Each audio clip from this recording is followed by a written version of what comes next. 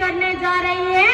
बहुत जोर से धन्यवाद है आप लोगों का और बहुत जबरदस्त धन्यवाद है हमारे महागठबंधन के साथियों का, जो इस विषम परिस्थिति में भी, जब झारखंड नहीं पूरे देश में नहीं पूरे विश्व में जब कोविड आया था, तो हमारे महागठबंधन के लोगों ने हेमंत जी के साथ में लड़ करके अपने घर से बाहर निकले थे, अपने जान की परवाह नहीं की थी। और उस कोविड के समय में भी हमारे राज्य के बाहर में फंसे हुए मजदूर प्रवासी लोग सब लोगों को वापस से लाने का काम किया था। पहली ट्रेन चली थी, पहली प्लेन चली थी हमारे राज्य में। उस समय जब त्राहिमाम हो रहा था, उस वक्त में भी राज्य को संभालने का काम, भूख से किसी की मौत होने नहीं दी थी, ऐसा संकल्प लेकर के हेमंत सोरेन जी चले थे। आज हम आपके समक्ष में हैं 5 साल का कार्यकाल लेके।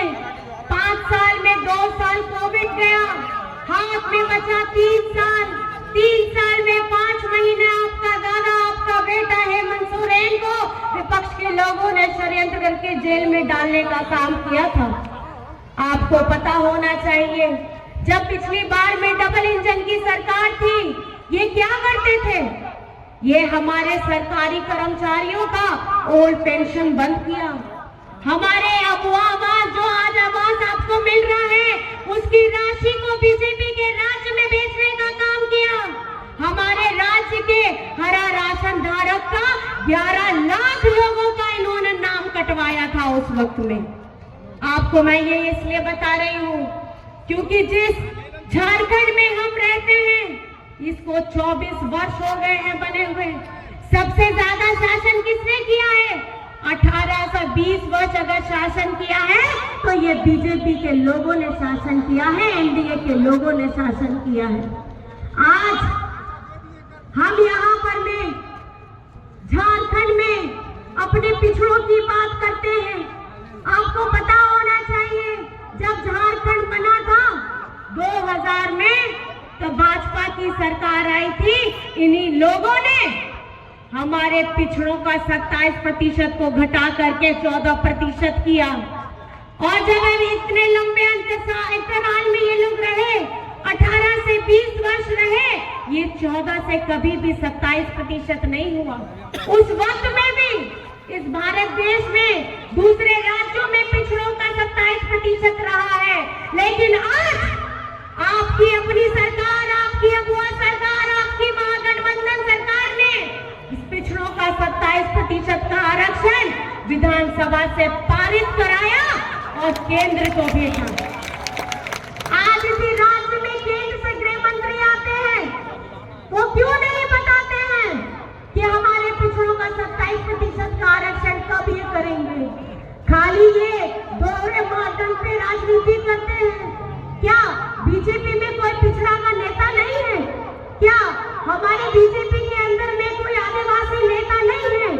जब हम आदिवासी सरना धर्म कोड की बात करते हैं, उसको भी विधानसभा से पारित कराते हैं, उस फाइल को भी ये जाकर के केंद्र में गृह मंत्री रोक के बैठ जाते हैं। आज जब चुनाव का समय आ जाता है, तो इन्हें यहाँ झारखंड के आदिवासियों की चिंता हो जाती है, इन्हें यहाँ पे पिछड़ों की चिंता हो जाती है, इन्हें यहाँ दलितों की चिंता हो जाती है। तब ये कहाँ गए थे, जब इसी भारत देश का एक ऐसा राज्य चल रहा था जहाँ आदिवासी बेटियों के साथ कैसा दुर्व्यवहार, उनके साथ किस तरीके की भावना की गई, ये सारा देश जानता है। और वहाँ सरकार किसकी थी? वहाँ सरकार बीजेपी की थी। इनकी एक भी हिम्मत नहीं हुई। हमारे सर्वोच्च पद में बैठे हुए व्यक्ति आज झारखंड में आके बात करते हैं, आदिवासी बेटियों की बात करते हैं। उस समय मौन धारण इन्होंने क्यों किया था, जब वहाँ मणिपुर में हमारी आदिवासी बेटियों के साथ गंदी हरकत की जा रही थी। आज ये आदिवासियों के हितैषी नहीं है, ये आदिवासियों की जमीन की इनको चिंता है। इनकी पहली नजर उस जमीन के अंदर में दबे खजाने की चिंता है, जिनका ये छीनना चाहते हैं हमसे। आज बगल के राज्य में देखिए, छत्तीसगढ़ में क्या हो रहा है।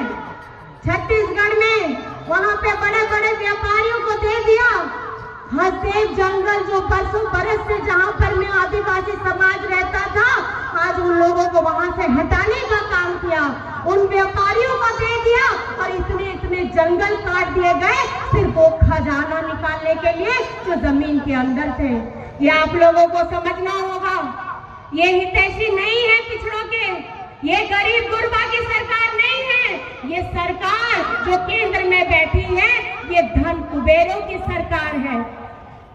इनके पास में इतना पैसा है, ये जो धन कुबेर है उनके पास इतना पैसा है, उनका लोन ऋण हजारों करोड़ वापस करने के लिए केंद्र सरकार के पास में पैसा है, लेकिन हमारे किसान भाई का जो अपना रोजी रोटी अपने देश को अन्न देता है और अपना सब कुछ गिरवी रख करके इस देश के लोगों को खाना खिलाता है, उन किसानों को ऋण देने के लिए केंद्र सरकार के पास में पैसा नहीं है। लेकिन आपको जान करके ये खुशी होगी कि आपकी अपनी अबुआ सरकार, आपकी अपनी महागठबंधन सरकार ने हमारे राज्य में एक एक किसान का 2-2 लाख रुपया मुफ्त कराया है, उनका ऋण से उनको मुक्त कराया है।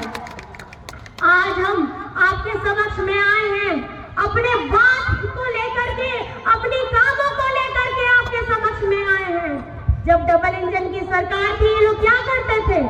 ये लोग सरकारी स्कूलों को बंद कराते थे, हमारे आवास का पैसा दूसरे राज्य में भेजते थे। आज झारखंड में 40 लाख लोगों को सर्वजन पेंशन की योजना के साथ में जोड़ दिया गया है। 25 लाख लोगों को, उनके परिवारों को अबुआ आवास योजना के साथ जोड़ दिया गया है। हमारी बिटियां, झारखंड की बिटियां जिनके लिए सावित्रीबाई फुले की योजना चल रही है, 9 लाख बच्चियों को 40,000 की राशि कक्षा 8 से लेकर के 12वीं कक्षा तक उनको 40,000 की राशि दी जा रही है। आज हम बात करते हैं शिक्षा पे, आज हम बात करते हैं अपने हक पे, हम आज बात करते हैं अपने सम्मान पे। आज हम किसकी लड़ाई लड़ रहे हैं? आज हेमंत सोरेन जी हर मंच से, हर जगह से कितनी बार चिट्ठी केंद्र को भेज चुके हैं कि हमारा 1,36,000 करोड़ वापस करो। ये किसका पैसा है? आपको पता है किसका पैसा है? ये आप लोगों का पैसा है, ये आप लोगों का पैसा है। और इतने वर्षों से जब यहाँ बीजेपी की सरकार थी, उन्होंने अपने आला कमान से कभी भी इस बात की चिंता नहीं की कि झारखंड का हक का पैसा और झारखंड के विकास के लिए पैसा लाया जाए। आज हेमंत सोरेन जी आपकी आवाज को बुलंद कर रहे हैं। आज हम ये यहाँ आते हैं, ये हमें बांटने की बात सिखाते हैं। क्यों नहीं? जब चुनाव नहीं होता है तो आप 3-3 महीने में आइए। आप झारखंड की, आपको अगर इतनी चिंता हो रही है, इनके बड़े बड़े जहाज, इनके बड़े बड़े चार्टर्ड प्लेन, बड़े बड़े मंत्री, दूसरे राज्य के मंत्री, मुख्यमंत्री सब आ रहे हैं, अपना काम छोड़ के आ रहे हैं, अपना राज्य छोड़। बीजेपी के 20 वर्षों का काम, और अगर आप झारखंड में देखेंगे आपकी सरकार, महागठबंधन सरकार का 5 वर्ष का काम, जो 5 वर्ष भी नहीं है, 2.5 साल का अगर आपका है, तो आपको पता चलेगा हेमंत सोरेन जी ने ऐसी गहरी और लंबी लकीर खींची है जो आज तक किसी ने झारखंड के विकास के लिए ऐसा सोच ही नहीं रखा है।